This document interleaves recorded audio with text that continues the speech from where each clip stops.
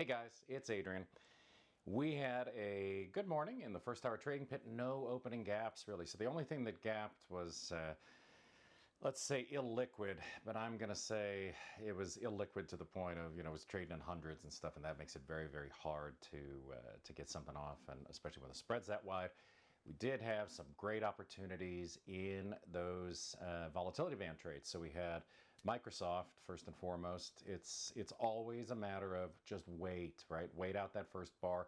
Try to get those to come in from beyond the first level. If you can get in beyond the first level on a shallow entry, so let's say the bar is making a big run up to your entry line. Your entry line's here. Then what you'd like to see is maybe a push above, pulled back down below, and then a push back up through from a shallow, right? Instead of having a bar that blasts through one of the levels. Even if it's starting at the levels, just train yourself to maybe look away for a few minutes. They're always a very, very high probability trade a little bit later, a little bit, few minutes into the session. They're always going to be choppy as heck first thing in the morning. All right, all that being said, we ran the bands in Microsoft. We had a good run in Tesla. Let's take a look at the charts and see what we're doing in the triple Qs today. You can see here, excuse me, I just had a trade go live actually in the Qs, but we had a big move to the downside this morning, and that move gave us a nice fib retracement. So the first move that we had was retracing up into this fib level, which is great, right? That gave us a nice opportunity to short from prior support and resistance. So you had prior support and resistance right up in here. All right, you can see where yesterday that was resistance, today it was support. Once it got back down through there and came back up, it sort of speaks for itself as to what it is that you're going to do. You're going to try to short back into it. The trend is down. Always remember, trend is your friend, and you want to stay on the right side of that in order to capitalize on the opportunities. Don't try to fade things too much. Try to stick with what's going on. And if you can't find out what's going on, if it's not very obvious, then stay away.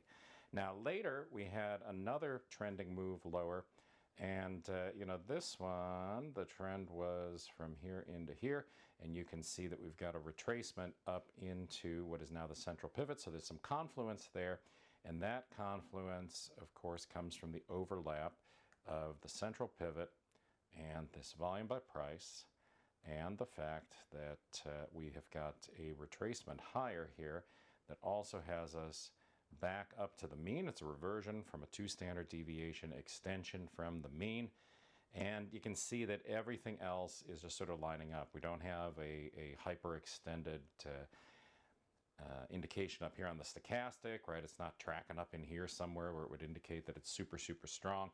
It's just sort of bouncing around, and we can expect, I hope, that we're going to make a move lower from this pivot. And I've also got another one set up in here if we get the retracement back closer to the 2 standard deviations up above here. So if we get a move that gets up into this area, then I'm looking for a move back down again. And if the move from the pivot keeps moving lower, then my first target here will be this line. And we will see, right, if we get into this VWAP and that 318.74 level, and we get that confluence. If we get any stall there, it's a good time to take that trade off. But generally speaking, what you see here is that the expectancy for the day is that we're going to get lots and lots of this geometric trading again, right? This is nice stuff. This is a little bit easier to deal with than some of the wilder trading that we see sometimes. Got the RSI down here. This one is just sort of tracking sideways in the low part of the zone. And as I said, all of these things are lining up, including daily and weekly support and resistance, to say that we've got a little bit of overhead here that's pushing us down into the zone. All right, so that is it for the charts. That's my take on what is going on with the triple Qs today. I hope that it makes sense. I hope it makes things a little bit clearer for you. If it doesn't, shoot me a text. You guys have my text number. It's not the number that the beacon comes from, that the videos are ready, right? You guys know it's 310-804-2248.